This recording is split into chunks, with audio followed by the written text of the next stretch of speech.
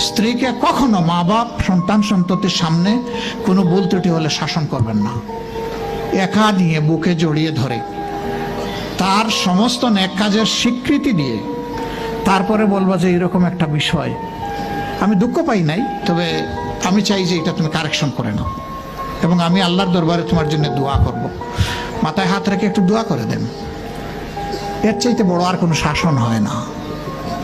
কিন্তু আপনি যদি মাকে খুশি করতে গিয়ে মায়ের সামনে তাকে ধমক দেন, তার ব্যক্তিত্বের উপর আপনি তীর ছুঁড়েছেন, আঘাত দিয়েছেন, সে ফুঁসে উঠবে। সে বলবে সব উজাড় করে তোমার এই সংসারে দিলাম, আজকে তুমিই না আমাকে এইভাবে বেইজ্জত করলে। সে মানুষ তো, তার মানবিক রিয়াকশন হবে। কাজ করবো না আমরা কেউ। আমাদের জীবনের অংশ, আমাদের হাড়ের অংশ, আমাদের কলিজার অংশকে আমরা সেইভাবে সম্মান দিব ইনশাআল্লাহ। আমরা ভালোবাসবো সে আমার স্ত্রী, আমরা শ্রদ্ধা করবো সে আমার